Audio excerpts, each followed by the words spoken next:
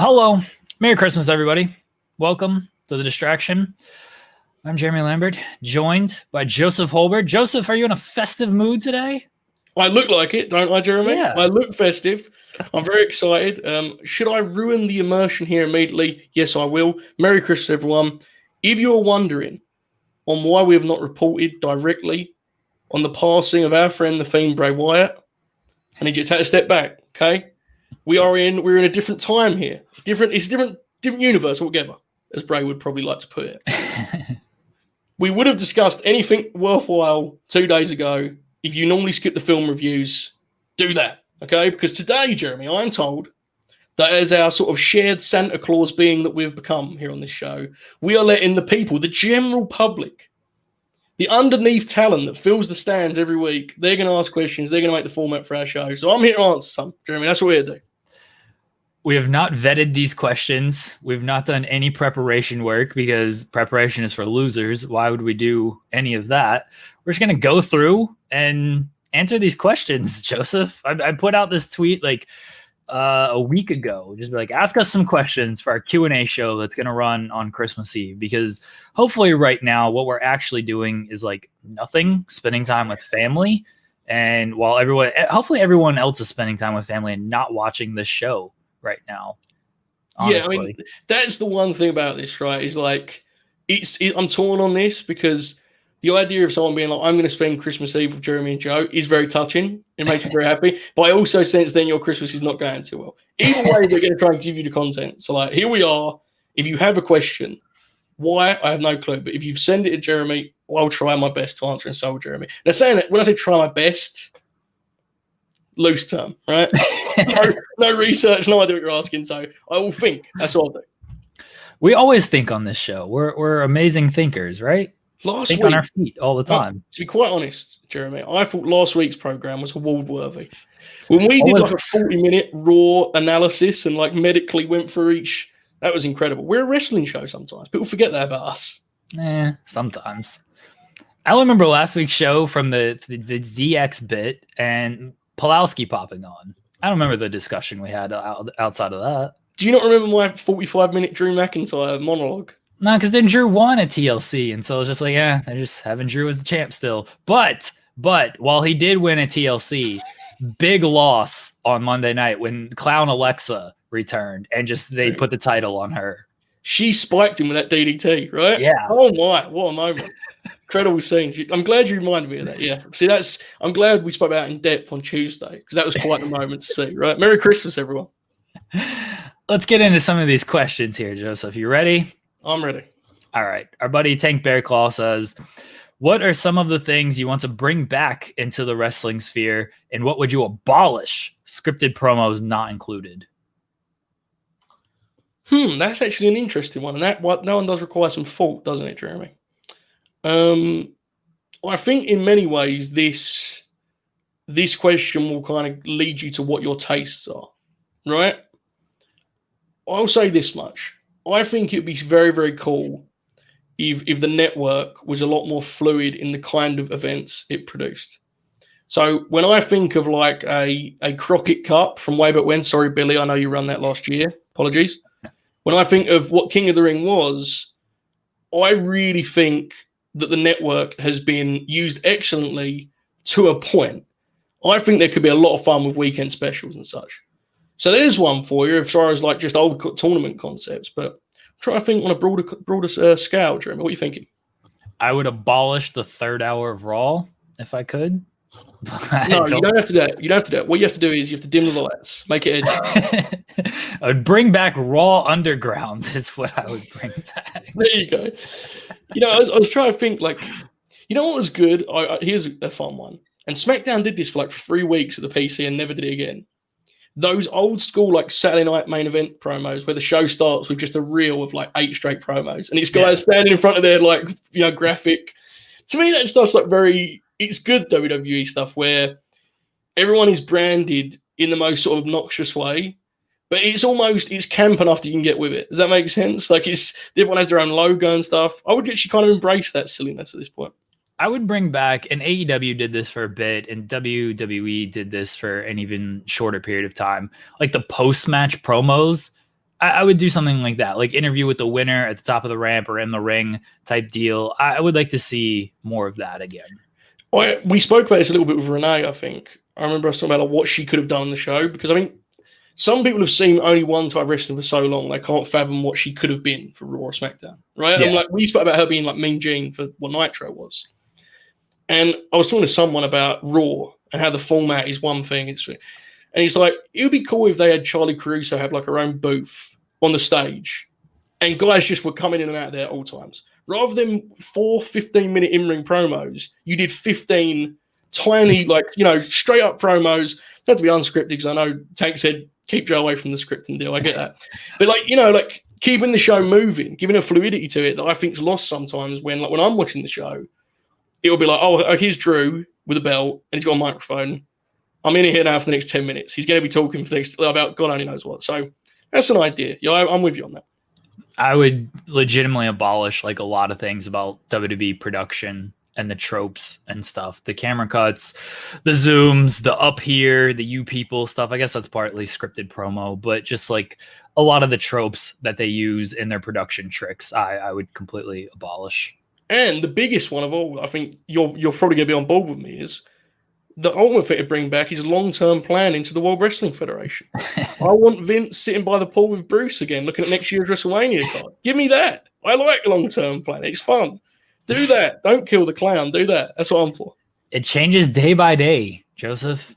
Day by day. Everything changes. They got too many days. That's the problem. They got too many days. You listen to these interviews. I was listening to Mandy Rose and Dana Brooke on the award-winning Chasing Glory earlier, and every single interview is the same of like, thought there was one plan. There's one day showed up, wasn't the plan anymore. And it's like, man. It's an interesting culture, right? Like I just watched I watched Drew on Steve's podcast. Steve, friend of mine, Stone Cold Steve Austin. And he very much is like, anything that wasn't on track for him in WWE, like he just takes full responsibility for. And like there's something to be said for that as a performer, right? Like I'm sure that gives him an immense work ethic and such, but it does make you think, like, what does Paul Ricochet think when he tunes it away? He's like, man, I really must suck at promos. Like I must be the worst talker ever. Liv Morgan, when she's getting pulled left and right, she's like, I just must be terrible at this job. It's weird. I don't know. It's interesting. Jeff Hill asks, best non-wrestling show on the award-winning WWF network. I just mentioned it. I think Austin's show is very, very good. Mm-hmm. But I would say the best show is not a network original, which is the Legends of Wrestling roundtable deal, which is, if you haven't seen that, it's now probably, 15 years old. Yeah. Some of the best wrestling content ever made. Is tremendous. I like the Chronicle stuff where they just follow a guy for however long. And like the recent Kevin Owens Chronicle was absolutely tremendous because you get a sense of what these people are like behind the scenes. And I'm always a big fan of like any type of like behind the scenes type footage and what they're like in their kind of day-to-day sort of life. So I really like that stuff. And what's really interesting about Chronicle is it's sort of like, that's the best example of how you could bring that stuff into the TV show. Yeah. Because they very much are promoting matches with Chronicle, right? Like it'll be like, this guy's got a big pay-per-view match. It's like if I may say so myself, Jeremy, it's like the video effect of what I do with features, right? It's like, this guy's got a big match. Here's his story. And they're doing that in-house. And obviously their resources and their filmmaking and such is tremendous. With the 365 and the 24s, it's like, these are great, but they're not within the narrative they're crafting. Right. Chronicles could just be on TV. I mean, with a Kevin Owens, you can give him a live microphone and he's fine. But some guys, frankly, would get over more in that format than they do on the microphone, right? So it's like, I really think it was, Tank's question a minute ago was about bringing stuff back. I think if we were to like sit down and go, what could happen here? The best stuff WWE produces is that documentary stuff. Like that could be a part of the show, I think. I don't think they appreciate how effective that stuff could be. Even the Talking Smack and Raw Talk right. Not so much, but Talking Smack is like every single week really damn good. And you mentioned Kayla can just sit up in a booth and do interviews. Like I would like that sort of as like a mini Talking Smack that is just on the show. Let them just kind of riff with each other and instead of keeping everyone separate, like it would be much better. And they have, someone internally has had this idea before, because I remember on the first SmackDown run when Talking Smack was new, they had the panel, the booth kind of deal set up. and they would do like one promo a week would be on the Talking Smack, but it never felt like Talking Smack because it wasn't, obviously, right? It was formatted like a rest of the WWE promo. If it's hard because obviously I know that timing and stuff, but my thing with WWE is always like, you can tape some of this stuff, like it doesn't have to be like a live, oh my God, will they sink or swim deal? I'm sure you can tape a Talking Smack segment and put it in the middle of SmackDown one week. I don't think anyone will go crazy. I promise. No one's going to turn over. You'll be fine. Especially now, like just come in and have them tape a bunch of stuff on an off day and just do it like that. That would also, but that might require some long-term planning as well. And that's an issue. So yeah, you can tape any of this stuff. So any real sports kind of style presentation, because Renee really pushed for this stuff and just it all fell on deaf ears and whatever happened. But I would like to see more of that stuff. Yeah, the real sports thing has become like a meme now, right? And people scoff it and they, real sports, look at Toriano. And it's like, yeah, I get it. But what I think we're saying is, at its absolute core, if the biggest matches can feel like a contest to us, you're going on the right path. And too often they don't. The belt feels like a mere plot device within these two men fighting each other, right? And like, for some people that's better. I think for you and I, we'd probably agree we'd like it to be like the ultimate. And that's one thing, in fairness, Drew does well. His feuds just seldom match it, which isn't any fault of his own, right? Our buddy Ron Patel says, this seems just aimed at me. Come on, Ron. Ask us both questions, not just me. He asked, how did I become a Panthers fan, an OKC fan, an Avs fan? And he doesn't know who I root for in baseball. It's the Reds. That I live in all these places. No. So real quickly, Panthers fan because I do live in Carolina. I was a Cowboys fan because of my dad. But then I stopped being a Cowboys fan and just became a Panthers America's fan. Team. Jeremy, they're America's team. I heard that. Is that your football knowledge? America's team? That's it. That's all I got. Your brother's a Browns fan. I'm a new Browns fan. So we got that going. There you go. Always linked on these things. Then we moved to Carolina, and so I became a Panthers fan. An OKC fan. I told this on the gaming stream, but I was a Bulls fan, and then a Suns 7 seconds or less fan, and then I attached myself to OKC because they were a young team with Durant, Westbrook, Harden, and I really liked them, and that was the worst decision I could have ever possibly made. And an Avs fan was because that was the first hockey team I saw play, and I really fell in love with Peter Forsberg. So that's how I became that. Joseph, you want to tell your Sixers fandom story? I mean, it's very simple. I wanted to get into the NBA. My friend of mine was into it, sort of, from a distance. Like, it looked interesting to me, and I saw a game when I did the Mania in New Orleans. I saw Lakers Kings at the Staples, and without any understanding of it, it was just dumb excitement for me. And I was like, I was vaguely sort of, it looks interesting. I asked for a team. Friend gives me the Sixers because they were going to be a long-term process. Young guys. They're going to have a core that sticks together for years. And then there was 101 trades and suffering and pain and torment. And here I am now, still live to tell the story. My hair has grown an immense amount, which is clearly me suffering in some way or another. The beard is here now. The Sixers have changed me, Jeremy. There's no going back now. This is what it is. And then for your football team, I know you're a Tottenham fan because of TK, but your other football team. Yeah, that's the joke in many other ways. But I screwed that up. He does Fulham, right? Yes, I have no idea about this football stuff. Tottenham, Fulham. Are you a Tottenham fan? Is that how you say it? Tottenham? I'm a Fulham fan now because TK pays me. Yes, yeah. But Tottenham is my team. That's just a family thing, and they're so Sixers. I can't even. Anyone that's watching this that knows both football and basketball, they know I've done the worst thing here. I had a chance to just do something different with my basketball team, and I picked the exact equivalent of Tottenham. So yeah, that's what it is. That's how it typically works. All the fandoms, you think you're rooting for a different team than your other teams, and it just turns out they're all the same. And it's just going to be heartbreak regardless. And they have this shared sense of self-importance of we are a big deal, around here. We are. And it's we're not really, unfortunately. I wish we were, but we're not. It's a shame. So I knew your favorite football team. I just screwed up the joke with the TK. I didn't know what team TK runs. That's what it really was. We have a lot of problems at Tottenham. I can confirm he is not our owner. He's very, very much worse. I was very nice man. Worse. Yeah, very nice man, but interesting approach to running a football club. Just tweeting after every game, being like, "We suck." Hey guys, what do you want from me? We suck. I didn't get the players I wanted. We suck. Interesting approach in running an NFL football club as well. I hear that's worse. So there you go. Battling with players on social media about your trade value is terrible. What do you mean? I can't get anything for you. You won out. Cool. Call these other teams and be like, hey, will you give us a 7th round pick for you? Because they ain't biting, buddy. Most professional promoter in wrestling, that is right there, my friend. That's what this game's all about, let me tell you. Ron is another one, says, what's a match you thought was trash going in, ended up being a great match, and will want to watch it again? Inferno, Firefight, Bray Wyatt, Randy Orton. That match ruled. I thought it was going to suck. It was awesome. There you go. Why would you ever think that an Inferno match with Randy Orton and the Fiend Bray Wyatt was going to suck, though? I thought it was going to be in the funhouse. Like yeah, flames around it. Yeah. You know, because I thought it was going to be like cinematic. I know it was cinematic, clearly, but I thought it was going to be like where it doesn't even resemble wrestling. Right. Which, again, you could argue, but like this was more of a match. It was just shot with an insane level of production. So I think that's my actual answer.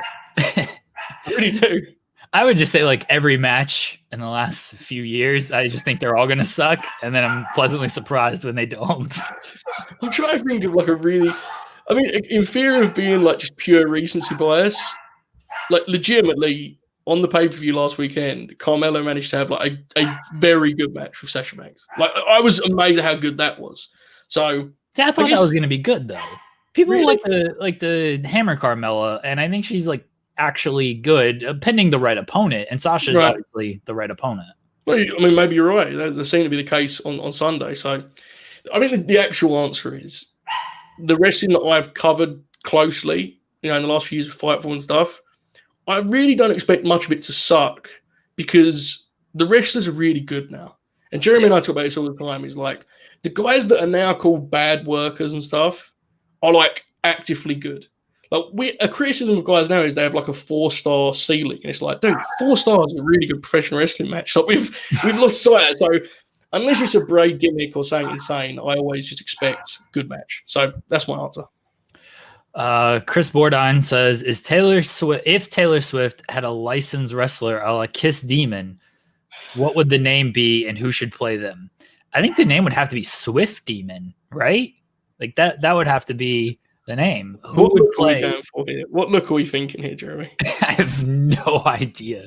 Probably the Reputation look, something off of Reputation, because that was like bad girl Taylor Swift. So you got to go with something off of there. Who would play? Oh man, you got to take like someone who's not really being used, right? You can't be like Charlotte Flair. She's got to play the Swift Demon. So what you're saying is Dana Brooke. Dana Brooke wouldn't be bad, actually. Comment. I don't know. Like who else is Candice LeRae? Candice LeRae can play the Swift. They like to call people up and give them different gimmicks and shit. So she wouldn't be Candice LeRae on the main roster. That actually sounds fun. Let's do this. BP Dub coming soon. There you go. Ron Patel is another one. I also request that watching all the Psych episodes that feature a WWE star. We talked about this doing Charlotte Flair and John Cena are in like the Psych movie, and we talked about potentially doing that, but they're not in it enough. This is when I was really hard on the Charlotte Flair bit of like, we got to watch a Charlotte Flair movie. How long ago was that? Like genuine question, because she was still active, so over 6 months ago, because she's been out for 6 months. I don't know whether it seems long ago or like just the other day. All time has been lost on me. I have no clue what to think of that. But yes, bow down. That was the point I was going to make. She's back. Hashtag bow down. Bow down. Caleb Kringle says, how about The Fiend? He's dead. How about him? He's dead, Joseph. The man died. This could age badly, Jeremy, but like people seem to think that character's done. And I'm like, do you realize how much money they probably spent on creating the match that he wanted to have where he could burn himself alive? Like, he is not done. That's their guy. It went on last. They did a murder live on television. That's their guy. He's not going anywhere. Let's spit out some hot takes here. As people watching this on a Thursday or Friday or Saturday, they'll already know the outcome. What do we think the outcome is on Raw? I don't think Bray showed up. That's the first hot take, okay? One of two things happen with Alexa. either one, she came out as just Alexa Bliss, and they were like, "What's happening here?" She does a promo where they're asking her, "What about Bray?" And she's like, "I have no idea who you're talking about, what you're talking about," which I could definitely see Bray crafting, right? B, or two, whatever which phrasing I was using here, she's now the Fiend, and Bray is going to be like, his spirit is going to be in her, to which I say, that sounds insane. Like, Bray fans were telling me this is what they expect, and I was like, hands up, I don't know. Oh my God. I hope that's what the case. That's what I really want, is Alexa like actually possessed by Bray Wyatt. Could you imagine? Would you just quit? Would you just quit? These people hate when I say this, but it's the truth. Like, I am very much at a point where I watch it purely as like a cold exhibition of professional wrestling. Like, when I get emotionally attached to these things, it's pain. I don't need it. So I would just laugh probably and get Twitter content out of it. You know, that's probably my approach. Do you think they do like a Bray hologram? This is my pitch. Alexa comes out and she like summons the spirit of Bray, and it's a hologram of him. I mean, I think there's a very good chance that at some point she summons. That is the exact phrase I think they'll use. Summons the spirit. Yeah. And like brings him back to life. The hologram thing, I have no clue. Holograms are canon in WWE now after the Paul Bearer thing, so they can do this. So what did he tweet last night? Or sorry, on Sunday. What did he tweet there, Jeremy? Help me out. I think it was just like, thank you. That's all it was. But he did this thing where he did like a circle emoji. Yeah. And apparently, I think the picture is like a cocoon or something. Okay. And apparently he keeps talking about like full circle. And then it was explained to me that when Alexa said who's playing who or whatever she said, like we're supposed to believe that Bray Wyatt wanted to be burnt alive. I think. I honestly believe this is what he was going for. If we ever understand this, God, I don't know. But if you're a fan of the Fiend Bray Wyatt, this is as much detail as I'll give on this topic. So enjoy. Here's the one. Raw starts. He's sitting in the middle of the ring in his rocking chair. He's in the Sister Abigail getup. Remember that shit he was supposed to wear for that Finn Balor match? That was bad. That was real bad. He dodged a bullet there. Terrible. Yeah, he did dodge a bullet there. That's my prediction for Raw tonight. Or he just shows up and he's like, that was close. Roasted on an open fire. Like that's.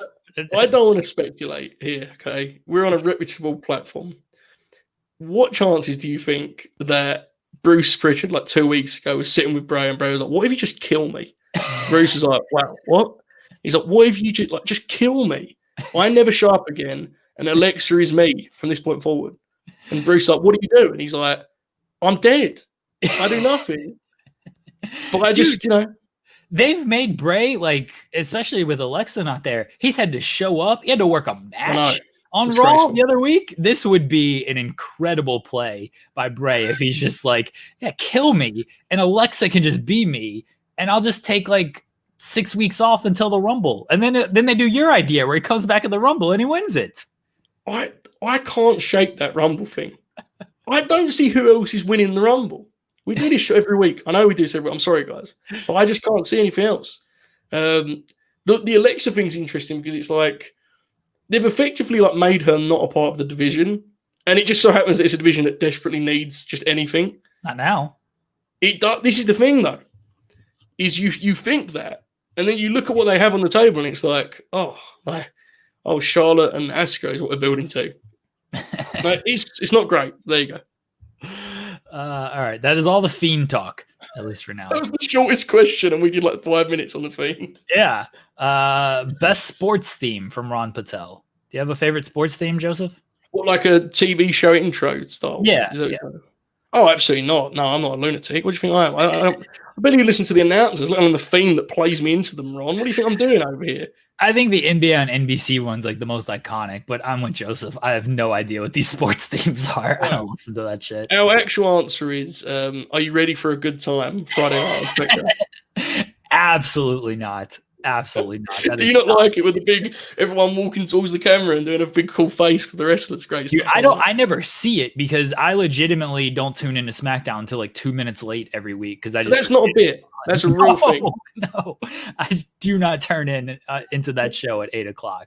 I'm usually a couple minutes late, Because all they do is recap whatever happened. And it's like, all right, I don't need to see this shit. So are you reviewing that program on Christmas Day, Jeremy? Allegedly, yeah. Sean said, like, hey, it's not a big deal. Like, you don't have to show up. You don't have to work on Christmas. And I'm like, I don't really have anything else going on. You know, Yeah. I'll be around if you want to do the show. So I'm pretty sure we're going to do the show. It's probably going to be a short review. And then I think someone suggested it should just be an NBA podcast. And I was like, yeah, let's do 15 minutes on SmackDown and do an NBA podcast. It will probably be like actually good, right? Because Owens and Reigns. They've got Owens and Reigns in a cage match, and then Big E and Sammy. Like, they've got good matches for this Christmas show. I don't know why they're burning them on a show that no one's going to watch. It seems like I don't know if it's a Fox thing where they were like, okay, we actually have live sports, not live, but it's live to us, right? Because of the way it's done. Yeah. On Christmas, try and make the most of it. It would be cool if like families actually watched professional wrestling in the year 2020 together. That would be quite the result to close out the year. I know that is now like an ancient thought. Oh my God, people watching wrestling together as one, not being ashamed of it. Yes. I would like to see that. So I don't know how I would judge such a thing, but hopefully the rating isn't terrible. People watching wrestling at all, much less together, would be. There you go. I want some stories on Twitter. Like I watched SmackDown with someone that hasn't watched it in 25 years. They loved Kevin Owens. I'm like, see, Kevin, top guy. That's the way to do it. That's the way I like to. Well, the clown isn't on SmackDown. Would you be embarrassed if it went from like Kevin Owens to the Bray Wyatt stuff? Well, it's all embarrassing enough. It's he's like I'm not one of those people that's deluded enough to think like my straight-laced serious wrestling would really win them over. Like if I sit them down for a Rhett Titus 15-minute, they're going to be blown away. But man, this Bray Wyatt guy's killing me. No, like it's all bullshit, right? Do what you can with it.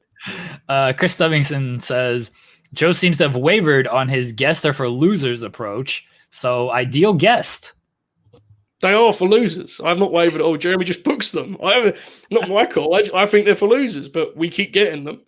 Ideal guest is. Are we thinking like for our brand or like just to have fun? Both? Isn't our brand to have fun? We're just having fun out here, Michael. I mean, okay, in that case, John Bradshaw Layfield. I want to have fun with him. I want to have fun with John Bradshaw. He probably had so many terrible interviews with wrestling media guys that he thinks are dorks, and I would just embrace it and be like, big mark, John. Big fan. Send me an 8x10, John. What did you think of the just a big loser sign? That's the question I want to know from John Bradshaw Layfield. It amazes me. Like, I'm sure that every other podcast that covers professional wrestling and has guests could get this question, but like, here they are. I'm taking this guy first, and we're just like, I don't know, man. Does Luther want to come back? Like, what are we gonna do? I don't know. I'd like to have R-Truth on the program. There you go. It'd be fun. In character or for a shoot? I thought that was his character. Like I thought he's worked himself into a shoot at this point. No, you know who I want? I want Britt Baker in character. That'd be fun, yeah. That would be very good. What about Colt Bauer? No. Gabe Sapolsky? Sure. We can get Gabe. Oh, Gabe tell us. Probably just go tell us the. Never mind. I'm getting in trouble here on Christmas. No need for any lawsuits at this time of year. No way. Reed says, Jeremy, other than the Raptors, who do you see winning the East? Joe, favorite British boxer / and fave British sportsman of all time. I see the Bucks winning the East. Joseph, who do you have winning the East? You know I have winning the East because I'm a loyal, passionate Philadelphia 76ers sufferer. So that's who I win in the East. What was the question? Favorite British boxer and favorite British athlete, right? Yeah. See, and this is where you really kind of learn on my personality. I'm the guy that roots against the Brit when all of these casual boxing fans suddenly get on board, right? It's like, man, this Ricky Hatton guy can fight. All of a sudden, everyone else likes Ricky Hatton. It's like, Floyd's going to kill him. I'm that guy. That's me. So it's difficult. I've had great times at Derek Chisora fights, like awesome times. And I know that's not a huge name, and I'm not sure that will like pop our audience. But the best fights I've seen, like Chisora, Dylan White fights, Chisora Takken fights. So he's a guy that I've always enjoyed following. British athlete in general. Harry Kane is climbing that ladder for me because like I'm such a miserable, cynical football fan, and he's actually convinced me he's like one of the best players in the world in the last few years. So he's up there. I'm a big cricket guy too, so maybe some Flintoff. I'm I'm contrarian to a point, but actively great guys, I could at least respect them. I'll do it cautiously, respect them, of course. I don't know any of those people. Really? So you might have said Anthony Joshua. You know Anthony Joshua or not? Yeah, I know him. Harry Kane, I know a Kane in football. Glenn Jacobs. Soccer. Glenn Jacobs, yes. I didn't think it was Harry Kane, though. But isn't he old? Like, he's old, isn't he? Or no? No, he plays for my team, Tottenham. So that's okay. Yeah, it's not him. Still, I think. Isn't there used to be a Kane who used to play football? Just a big red machine. Okay. No, there's no other Kane that played. No, really? I thought there was. Who was the guy? He was on, I think it was Liverpool or Manchester United. What team was Beckham on? Yes, Manchester United. Yeah. Okay. He used to play alongside Beckham. Really popular guy. Not Kane. I mean, there's a lot of those. Roy Keane. No, it wasn't him. Oh, Wayne Rooney. I don't know how I got Kane out of Rooney, but he's not my favorite British sportsman. Okay. I just know the name. That's all. Zinedine Zidane. I love him. He just hates people. He rules. It bums me out so much that's like that's what he's known for, right? Yeah. Like, there you go. I don't know if that was a flash enough answer, but that's my answer. Okay. Drew Nicholas says, realize I did a top 5 question. I guess that's later on. What is both yours and Joe's code word or sentence tweet in case of emergency? I send Jezza. Jeremy sends Joseph. That's it. That's it. You're locked in then. That's it. Is that, I thought the question was like, in case of emergency of like, we're in trouble. What do we say? Yeah. And you send me Joseph and I'm like, what? And you're like, this person just said this. To me, that's the way I take it. Oh, okay. I took it, those little gimmicks they do, like, oh, if you've been kidnapped and but they allow you one to, like, I thought that's what he was asking. Oh, okay, I will do that then. Okay. Mine would be trade Ben Simmons. At that point, call the police. Mine would be I love Kevin Durant and Paul George. Fuck both those guys. I think you should make it more specific and be like, Kevin Durant never ruined the 4th of July for me. That's fair. Caleb's got a bunch of, I think, MMA questions. Just a lot of general. My God, Caleb, get a life. All right. He says McGregor or Poirier. Who you got, Joseph? McGregor. Yeah, McGregor. Yeah, I got Connor as well. Israel Adesanya or Jan, I think he's fighting Blachowicz. It's interesting because of the weight, right? Yeah. But Israel is so much more talented, I feel. That I have to pick him. But it is interesting him going up in weight. I like Adesanya as well. I think he's just a more skilled fighter. The weight is about the only thing that that I'm concerned about. Mm-hmm. John Jones or Francis Ngannou? I want to say, you know what? I'm saying Ngannou, man. I don't actually know, the whole thing with Jones about he's just not motivated, he doesn't take guys seriously. It's like, maybe he's just not quite what he was. I don't know. That's what I'm rooting for anyway. Give me Ngannou. I'm going Ngannou. Is that fight happening? I don't think that fight's happening. Neither of us know or care. Yeah. Pancakes or waffles, Joseph? Oh, pancakes. Yeah, pancake guy. Yeah, I'm a pancake guy. Cold weather or hot weather? Dude, I'm telling you now, hot weather is the end and demise of me. I will happily be cold for the rest of my existence rather than sweat once. It is an intolerable experience, man. I'm a big guy. I don't need it. I'm a cold weather person. I don't like sweat or sweat cooties, and just not for me. It's filth, Jeremy. That's what it is. It's filth. Exactly. What would your reaction be if Sting buried Eddie Kingston? Stang or Sting? Sting. Okay. Just checking, Jeremy, because legally it gets problematic. I frankly would just grin because Eddie Kingston is on national television making a full-time contract in which he wrestles 1 match a month. And I would say, oh my God, he just did something with Stang on national television on a full-time contract. So it honestly wouldn't bother me, but I may make a bit of it if it happens on the podcast because that's what we do. What's the Alexa Bliss Fiend endgame? I think we said it. She's going to be possessed by him. The honest answer is just the end of any interest I have in either character.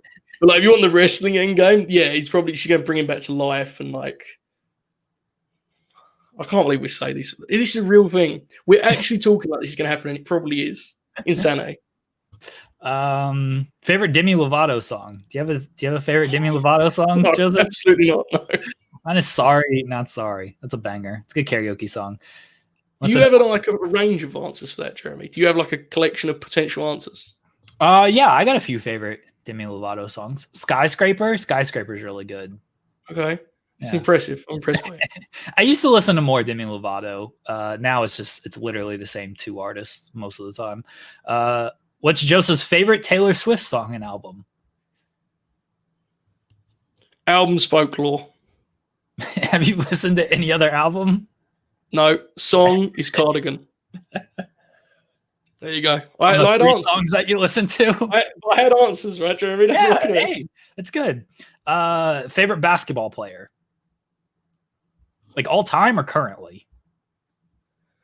I mean, it's the same for me. So go ahead. Ben Simmons?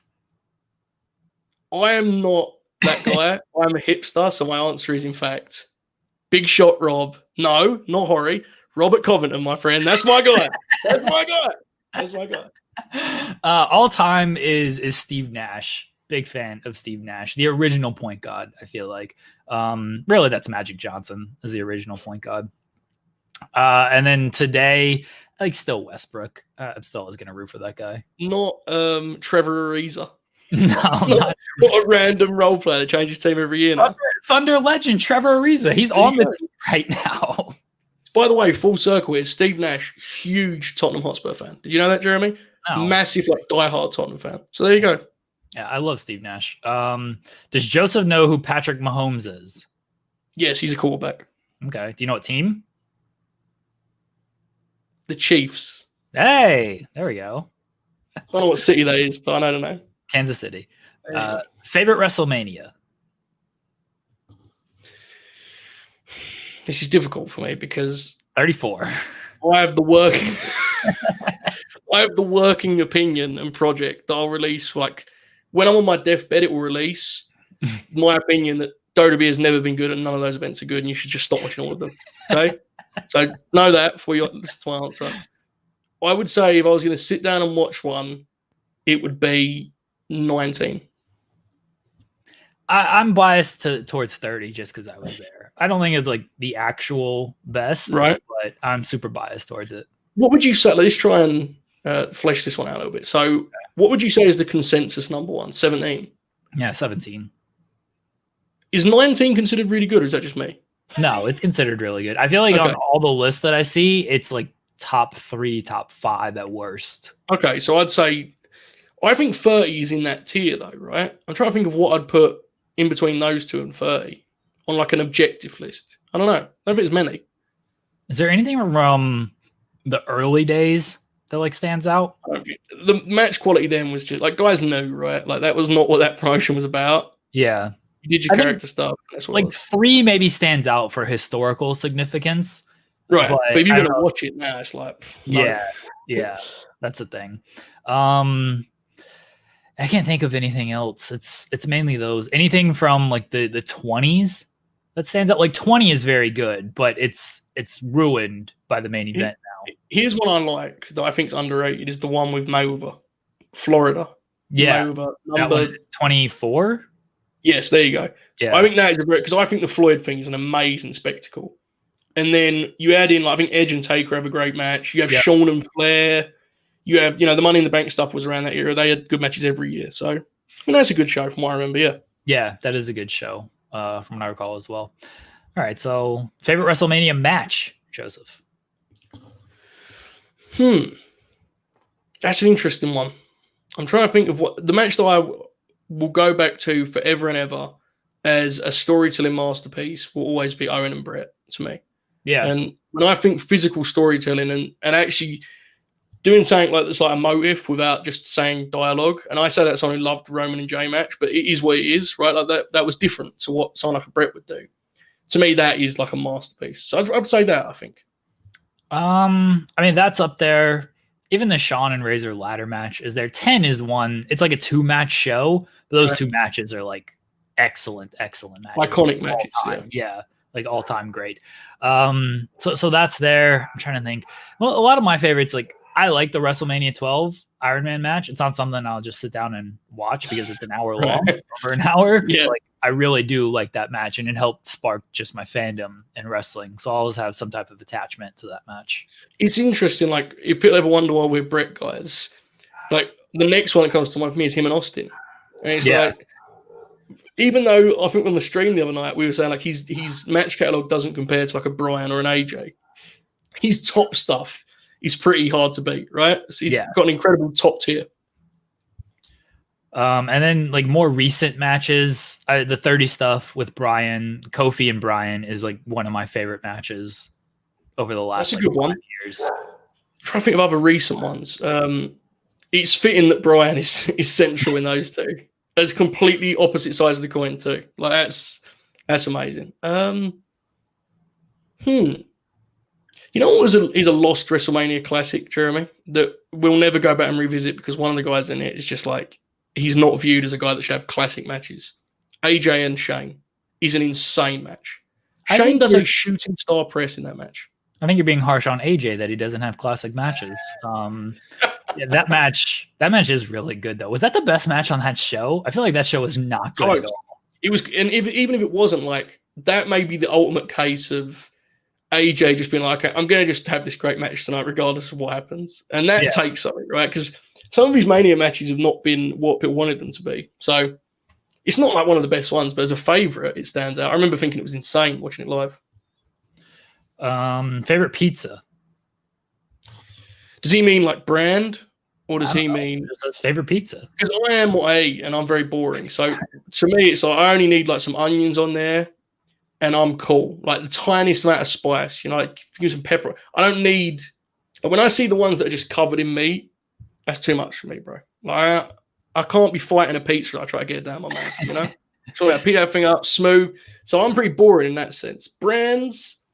You know what's really interesting, Jeremy Lambert? Domino's has a completely different perception here than it does in the US. And neither of us view it as like a quality establishment. But it's when I was in America and I had it, it seems like my American friends just think it's the absolute shits. And it's a very different thing here. It's like kind of like respected as the best of the fast food pizza places here. I think it might be respected as the best of the fast food, but never mind then. Not. It's still, people are just like, no, I got to have like a local type deal. Because like no one really likes Papa John's. Pizza Hut has like kind of fallen off. Little Caesars isn't like huge or anything. So Domino's might be like the best, but people just look at fast food pizza places and be like, well, so Brits, don't get mad at me. I'm an idiot.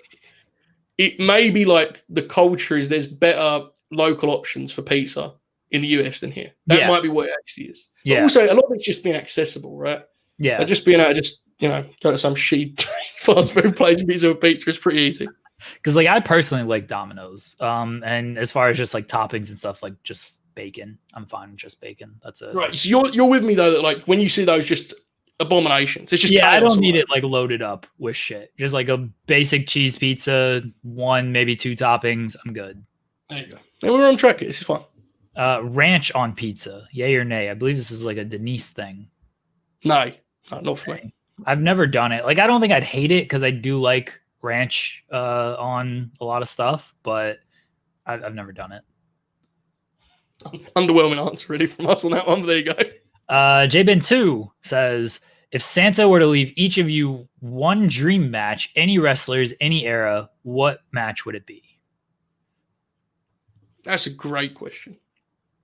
The any era thing makes it very complex, right? Yeah. The first match comes to mind saying that could happen now is what I'll give, and then I'll think about why you answer as far as all time. Give me Santa, my friend Ed Kingston against Minoru Suzuki. It'd be really fun. That'd be good. Lots of standing and talking trash. Just punching the shit out of each other. There you go. Like no bumps taken, just two guys hitting each other hard. That'd be fun. Yeah, that would be great. All time, like this is kind of a boring ass answer, but like Brett and Kurt, like prime Brett and Kurt, would be fantastic all time. I had a joke answer of like prime Hulk Hogan against I don't even know. Who could we go with? Against Prime Yete. Against Prime Yete. Never got that match. So with Brett, okay, would you take? What about Brett and AJ? Brett and Brian? Yeah, like those as well. Like I would take any of that stuff. You know who's a fun like dream match guy? Is Brock. He is. Brock versus Stan Hansen. Imagine that match. Stan shoots at him. Like in 1 minute, Stan would hit him hard, and Brock would be like, "That's the end of the match. I'm gonna kill him." Prime Hogan against Prime Tanahashi. That's what I want. Tanner would do the like I'm a dick thing in that match, wouldn't he? And like work the leg and be. Tanner's an interesting one. That's a guy like even today I'd still have like a lot of dream matches for. Prime Tana against Prime Cena.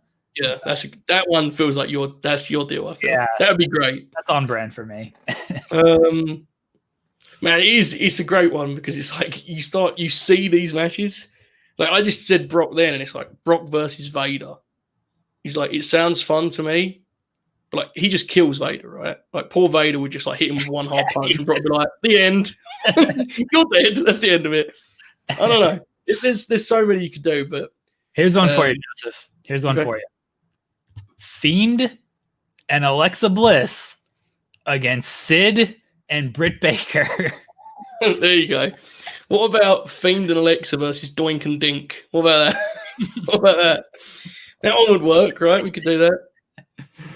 What's like the wackiest? Like Sid must have some. Sid and Brock is the match. Sid and Ahmed. They must have done something together. Oh, I don't know. Let's look this up, dude. Because Sid's second run in WWF was when. It was, but I feel like they were like kept apart. Probably, yeah. I'd imagine so. I wonder why, Jeremy. Like maybe they were in like a Rumble or something together, but I don't feel like they were in like any type of match. All right, here we go. Moment of truth. Oh, here we go. We do have some stuff. So wild card elimination. They were on the same team in that. They were on the same team. They were in a battle royal together on Raw. That was a dark match. I hope we ended up here. So here we go. WCW Thunder 2000. Sid and the Total Package against Big T and Booker T. Boom. Coming to a Twitch watch along near you. 100%. That's a 5-minute match. And then a couple months later, WCW Thunder 2000, Big T and Stevie Ray against Sid in a handicap match, a 3-minute DQ. We are doing a watch along to both of those matches.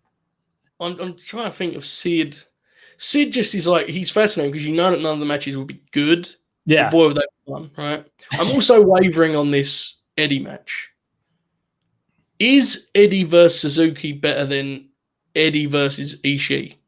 Ooh, I like Eddie versus Suzuki more. I'm more of a Suzuki guy than an Ishii guy. Because that match would have like more personality, right? Yeah. Like I feel Ishii would be more cut and dry, just like a lot of violent stuff. The Suzuki, he has such a unique charisma that like I think it could be fun. So we did like 15 matches there. Yeah. There you go. For one. We're very greedy. We want a lot of dream matches. Help us out, Santa. J-Ben also asks, and to be more on brand, where will James Harden be playing when the season starts? Houston.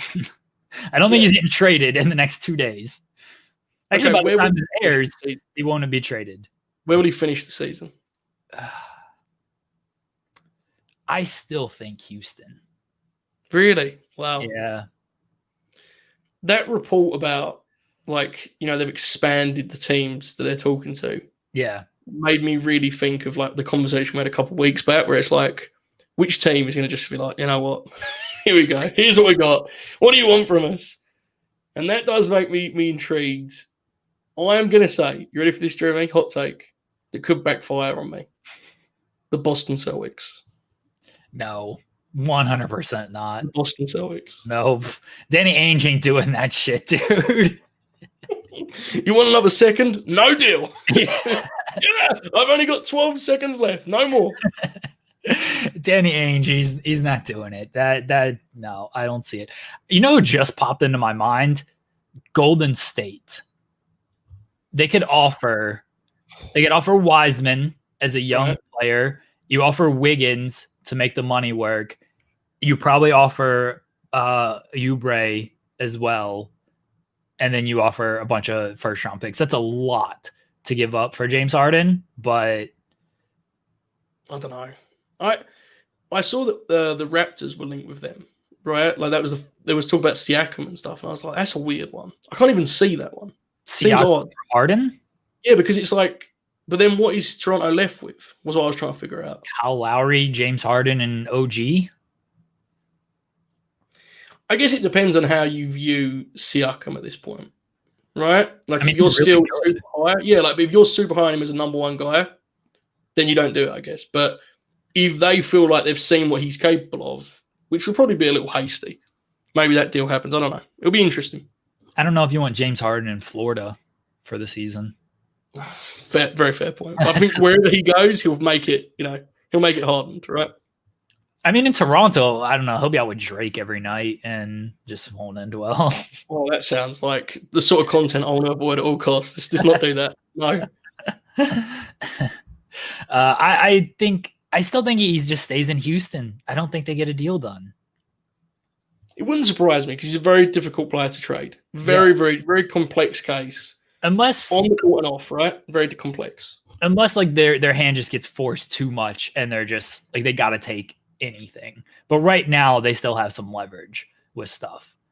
Once the season starts, do the New York Knicks offer to James Harden?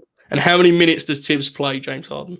If you're the Knicks, don't you just offer all your picks? I don't know if they have any good young players, but like I like RJ Barrett. He's not moving the needle anywhere. But if you're the Knicks, don't you just offer like as many first round picks as you can, RJ, Mitchell Robinson, and just be like, here's what we got. Sure, that's kind of what I expect to happen. I expect a team to do that. But Tibbs playing him like 47 minutes, 15 seconds would be a glorious sight. Just I mean, D'Antoni does that anyway. Like D'Antoni was doing that already. There you go. Exactly. It'd be a good fit. That's what I'm saying. Do it, New York. Do it. Venus Blue asks, do aliens exist? Joseph? I don't want to give a confident answer on this because I don't want to make a fool of myself. All I'll tell you is it's an interesting topic that I have ventured into for approximately 4 minutes of my life. I have no interest in tales, or I have not read about it, or like, I read what this guy said, I watched this. So I'm just going to say yes and grin wide. I think they do because I have a girlfriend and she's got to be an alien because who the fuck would date me? Kirby Freeman says this one is a two-part question for both. I can't read. What wrestler or match got you hooked like, oh yeah, I love this business, Joseph? My answer for this is a lot later than the general because there's a big difference between me being aware of pro wrestling and being at a point where I wanted to cover it. And for that reason, I would say, and we've mentioned it 101 times now, but I would say the Bryan stuff was when, as an art form, I know, don't collapse at that term, it became interesting to me to cover, I would say. Okay. Mine is the Doomsday Cage match. And every fan kind of fall out of wrestling for a bit, but what wrestler got you back in? It's the same answer for me. See, if I was thinking, because like the thing is like when you look at like a guy like The Rock, like there's an obvious appeal there, right? Mm-hmm. But how many people were fans of The Rock that just when he was no longer there were like, wrestling sucks? So to me, it's the same because there's a big difference between me like being aware of it and my brothers being big fans and being like, okay, it's time for me to plunge into the depths of covering professional wrestling, which is a decision I hope no one watching this ever has to make. Let me tell you. I don't know if I like ever fell out of love. So here's kind of the thing. Like I loved it. And then I went to college. And so I just watched less of it. And then I started covering it. And so but I don't love it now anyway. So you followed from afar for a bit, but you was always aware, basically. Yeah. Right? Yeah. There was no wrestler that just like hooked me back. And I'm like, oh man, I got to get really back into wrestling. Like I always just followed it. And then I started covering it. And so now I'm just more into it. But like, I don't really like, there's no one particular wrestler that pulled me back into it. Really just covering it pulled me back into it. So would you say pulled me into it? There you go. There you go. the way you phrase that kind of sparked my interest. So, like, have you ever watched this one single character and it's like, most of this stuff isn't really for me anymore, or whatever, but I like this particular guy. Like, I could say I did that with Samoa Joe. I definitely did that with AJ Styles. Like his ROH TNA run, like when I really wasn't paying too much attention to WWE in college and stuff, I would still try to like actively seek out like AJ Styles match from his indie run. And the great thing about doing that, we spoke about this a little bit on the stream last weekend, it's like when you do that and you watch through the lens of one guy, you meet all these people along the way, right? Yeah. And that's a lot of fun. So I guess Joe would actually be my answer to the second one, maybe. But yeah, it's interesting. I know. I'd actually like to see what people's like general take on that one is. Tweet it to me, I guess, or not. I don't know. My legitimate answer to the first one is Brett and Shawn, the Iron Man match, which could have gone a completely different way. It could have been like, this is the worst one I've ever seen. But I like really love that match. So yeah, this one's for me for some reason. Jeremy, what highly decorated wrestler today you personally find overrated? I don't know. All of them is your answer. Yeah, they all suck. Who's highly decorated today that isn't good? Like most of them, I feel like I feel like he's baiting me with a Ricky Starks answer, but that's my best friend now, so I'm not going to do it. So I really don't know. The problem with it is like there's guys that I probably don't get to the degree others do. But like, I would never suggest I don't understand why others like it. Does that make sense? Like, I'm not an Omega guy. I know this question wasn't for me, Jeremy, but this is at my show too, folks. Send your questions about bad wrestlers to me too.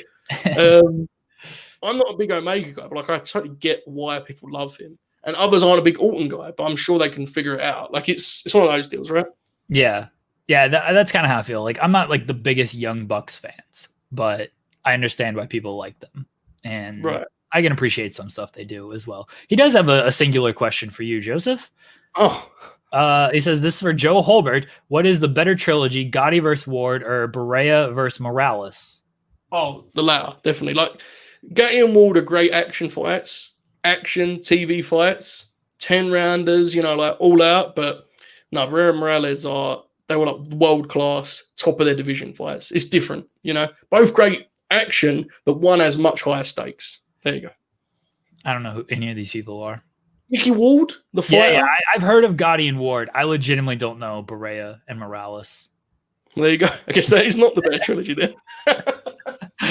Molly Bell, our friend Molly, says, best Christmas present you've both ever received? Jeremy, this answer is going to make me sound like the biggest phony babyface 2000 Kurt Angle guy ever. But I can honestly say that, especially recently in my life, I enjoy very much giving people gifts. And what that means is people that are in my life are going to be very upset right now when I forget who got me what. However, what I will say is Jeremy has seen it before. I have a very cool thing of the Usos. You've seen this, right, Jeremy? Yeah. And it's like all the different portions of their career. And I very much appreciate a gift from someone in my family that I forget right now, which is very sad. But it was cool because it's like when you're into something as niche as wrestling and someone actually extends enough to nod in that direction with some actual some subtlety and some touch, that's very cool. So I'd say that. Okay. I don't know the best gift that I've ever. Are you like me? Do you like giving gifts or do you just not give a shit? No, I do really enjoy giving gifts and planning and doing all that stuff because that seems like you're listening to somebody. And so you're sending them a nice gift. You know what? This is going to be a very corny answer. The best gift I ever received was actually a late Christmas gift on maybe December 27th, 28th, 2019, when Joseph agreed to do this podcast with me. See, couldn't you have answered with that straight away so I could have said the same thing? Now you make me look like the heel. I thought that's where you're going, honestly, when you're like, this is, this might make me sound like whatever. I thought that's where you're going with it.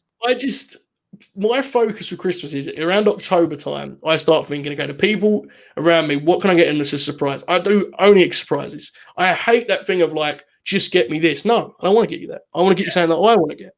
Okay? Okay, that's selfish that sounds. That's what I want to do. So that's my focus. And when I get stuff that's cool, it's super cool, but I forget who gives it to me because my focus is elsewhere. But yes, Jeremy, that is also a great Christmas gift when you messaged me about doing a wrestling podcast. Yes. Ron also wants us to review Ms. and Mrs. We gotta stop reviewing stuff. I don't want to review anything. Yeah, no Ms. and Mrs. Come on, Ron. I know we spoke about this on the live stream. Okay, no reality show. We watch Raw, SmackDown, AEW Dynamite. I watch Ring of Honor television, sports style presentation. I don't need reality TV. Omar asks, best wrestling movie ever. I mean, this is an easy one. It's Ready to Rumble. I am legitimately going to say my dad is a heel wrestler. It's the wrong answer. It's Ready to Rumble. What do you think the actual objective answer is? Are we missing? The wrestler is the answer, right? For like critics. Yeah, the wrestler's probably the answer. It's like bleak, though, isn't it? The wrestler. It's very dark. I kind of like my dad as a heel wrestler more than the wrestler. That's like a good movie. Yeah, I would say. I love the way you said that. Like the wrestler isn't a good movie. That rules. Did that win an Oscar? No. I would say.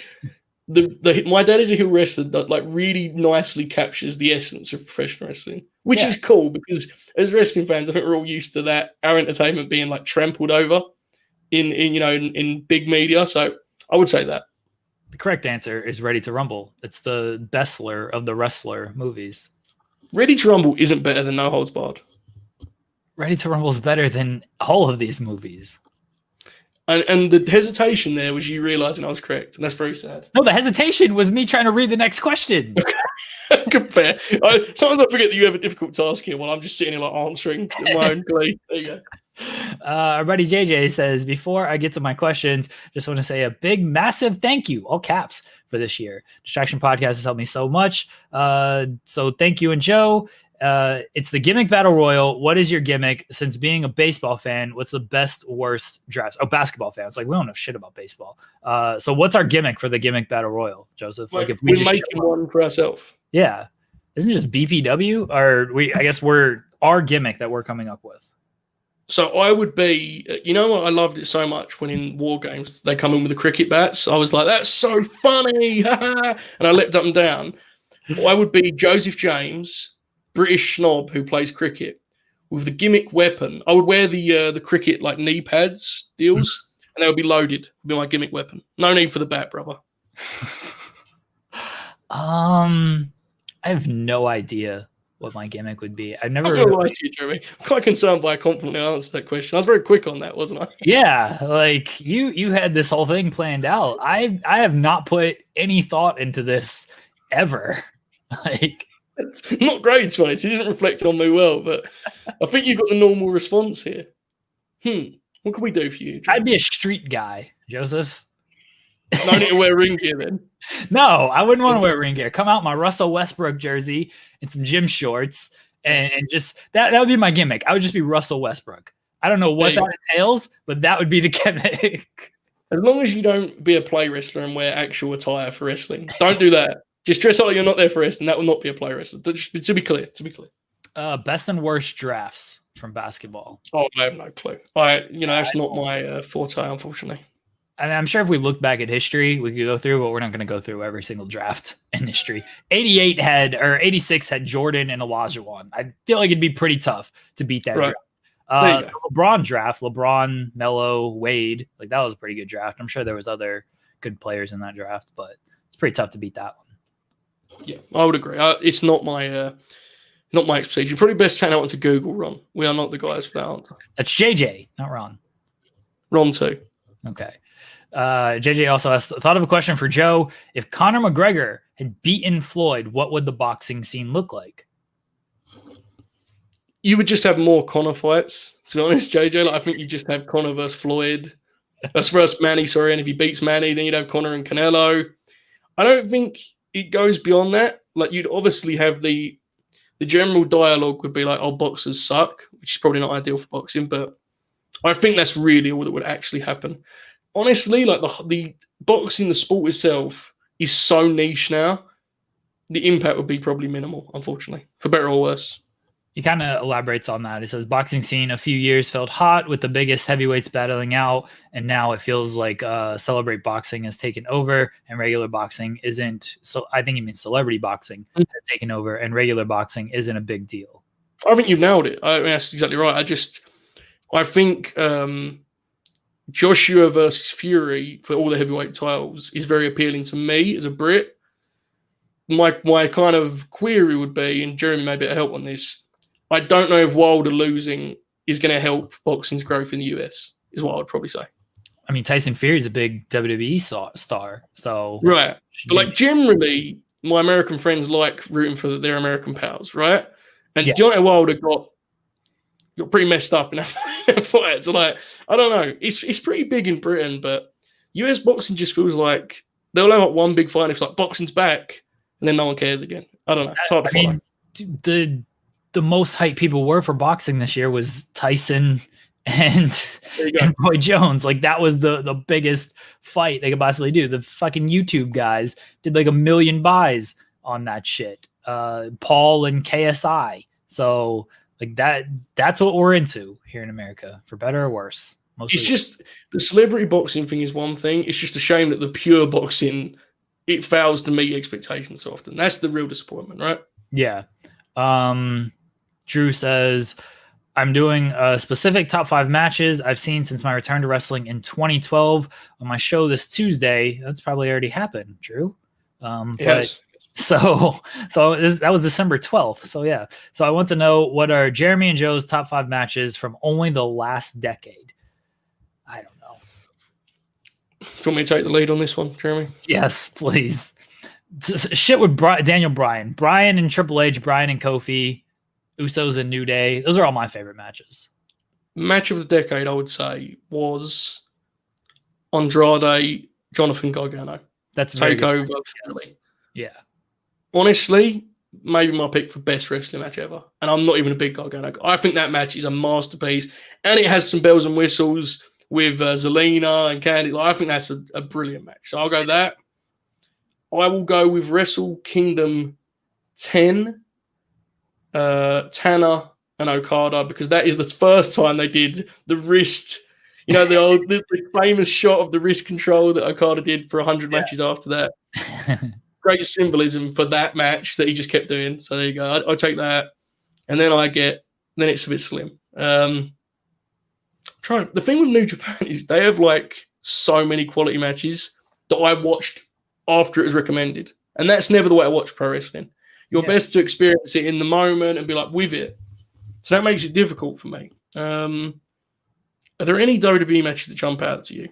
So Kofi and Bryan, you're saying, right? Kofi and Bryan. I mean, I still like Usos and New Day, Hell in a Cell. That's on mine. That's a good call. Yes, it's the Cell match. That should be on there, I think, for me. Bayley and Sasha, NXT.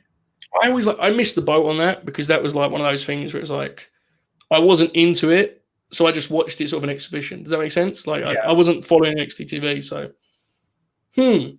is this favorite or best? Well, that's favorite, right? Because that's what Drew did. Yeah, I think it's favorite. Favorite matches. This is top 5 matches. I don't know. Okay. Well, there's some of the best ones, I would say, sort of in a more objective sense. Favorites, I would say, that's where I would kind of position. Like, here's a great one that's kind of lost, and I don't know if it's still allowed to be good or not, but Roddy and O'Reilly versus Mustache Mountain at Full Sail, where they did the towel throwing finish. Do you remember this, Jeremy? Yeah. One of the best, like kind of like old school tag matches. That's one of my favorites. Honestly, anything Roddy O'Reilly is probably my favorite. My favorite match. I love that run as a team. I'm trying to think elsewhere, other promotions and such.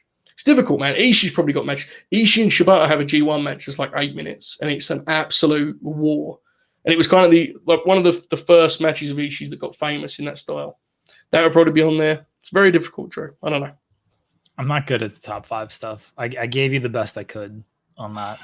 Anything from like 2010? See, I'm bad with years too. What year is 2000? What year is 2010? Like what Mania year is like 2010? What Mania was that? I think that's when Shawn retired, I believe. Okay, so see, I like the Shawn and Undertaker match. So here's one for you that's a WWE match. AJ and Brock. Great match. That's great. Brock and Bryan is great too. The Revival DIY match is also great. Yes. Trying to think. You know what? Anything really hurt by the booking? Charlotte and Sasha is like, they have great matches together. That were lost because they just changed the belt too much and people got tired of it. But like the street fight they had, or the Falls, they had some amazing matches. Those were great too. Anything from AEW, every AEW match. I don't know how, Joseph, but somehow every match in AEW is the best match in AEW. I'm glad you asked because there is one I would say. I think Dustin and Cody would be in my 5. Yeah, that's fair. That is a tremendous match. Revolution tag was special too. If I cared more about those individuals, it would be in my favorite. I'm not sure. That'd probably be on your best. If you try to be really like fair and professional, I guess that'd be on the best. Yeah.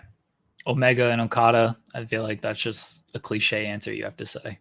I need to rewatch those matches because when I watched them, I was just being a dick. Sell the leg or something. So I'll rewatch them at some point. They were great, yes.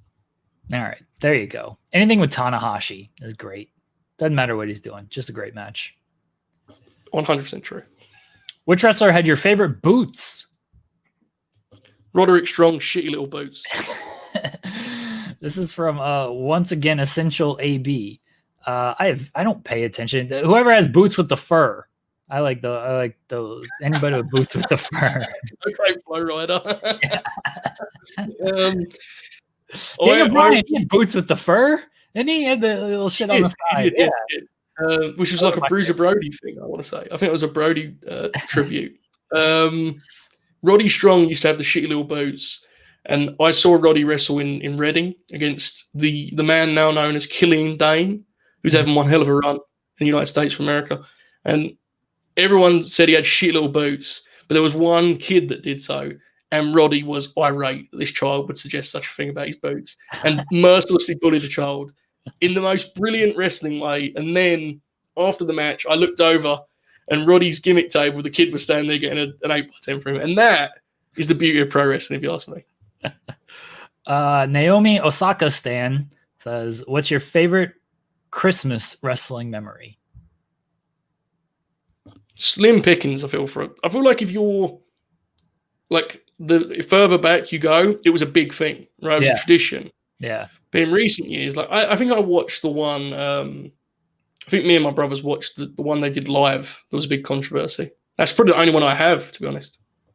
The Miracle on 34th Street fight between Cesaro and somebody. I don't actually know who Cesaro wrestled, but I feel like he was in one of those things. Okay, is someone going to have one of those matches this week? And can we predict who? Cesaro and Otis. Yeah, Cesaro. Boom. A Miracle. I actually want to look up if Cesaro did a Miracle on 34th Street fight. He definitely did some of the Halloween, the trick or treat street fights. I feel. Yeah. Did Big E do a Miracle on 34th Street fight? Just throwing wrestlers in. Did they do it? I don't know. No, apparently not. Who did his Miracle on 34th Street fights? Randy did one with Big Dave Otunga. Did he? Yes. Elias and Lashley apparently did one. That was probably recent. Yeah, 2018. That was probably very bad. Last year, it was Heavy Machinery against the Revival. Oh, my God. Oh, dear. Sure, they were really thrilled about that one. John Cena and Del Rio did one. There you go. Bray Wyatt and Dean Ambrose in 2014. Wow. Who does it? Who does it this week? They got to do it, right? I think Cesaro and Otis is the match. I think I'm going in a different direction. I'm going Bailey and Bianca. I think they're going women's this year. Oh, that would be controversial, Jeremy. I hope that doesn't happen. I think they're going women's this year. And the final one from Antoine. Jeremy, you're now in charge of OKC. Joseph, you're in charge of the Philly 76ers. How do y'all build a dynasty, and what moves do y'all make to meet in the finals? What are we doing here, Joseph? We got to somehow build a dynasty and play in the finals every single year. Before I answer this, are you telling me we've answered every question like professionals here? Yeah. Wow. I'm in awe of how good we are at this, Jeremy. Very simple. I walk in, I introduce myself to Ben Simmons. I say, hey, Ben, you just shook my hand with your right hand. And he says, yes. I said, so why are you shooting with your left hand, you piece of shit? And I hit him on the head like Bill Watts in 1983. I send him out to the court, shoot him with his right hand. I tie his left arm in some sort of precarious position. He shoots 40% on 7 attempts a game with his right hand. We win championship. That's what I do.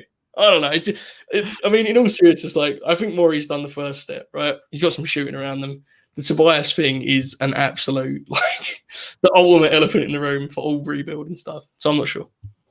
I would honestly just like stay the course and hope these draft picks hit, and that's how you build a dynasty. Because otherwise, like, what are you going to do? Like, yeah, I would love to trade all these first round picks. I'd trade 3 first round picks for Kevin Durant, and then I'd trade 3 more first round picks for Steph Curry, and then I'd trade Shea for I don't know, for Anthony Davis, Shea and more first round picks for Anthony Davis, and then I trade more first round picks for Luka, and that's how I build this dynasty. Fair approach to it, yeah. I think this is actually us just conceding defeat on the fact that will never happen. So it's very, very, very sad in many ways. But do you think in our lifetime we ever get a Sixers Thunder final? Nope. No. Life is not that fun, my friend. Not that. Why do that when they could just make us suffer more? Huh? Why do it? There you go. Very fair. If it happens, it's not going to happen. I don't see it either. Really don't. All right, Joseph, that's it. We've answered all the questions. I'm proud of us. I thought we were going to be like off the rails. I was going to have to answer them on Twitter. I may try my best to come up with an actual list for Drew because he did a full thing. It was very good, and I would like to do that. So I may try and do that at some point. But if not, you get what you got, which is like 15 matches just thrown at you in some random order. So this was fun. I enjoyed it. All right, everybody. We'll be back on Tuesday. We have no idea what we're doing. If you listen to the Tuesday program, maybe we had more of a clue of what we're doing next week. And then Thursday, I think we're doing a year-end show with our buddy Andrew Thompson. So we will hopefully have more details on that on the Tuesday show as well.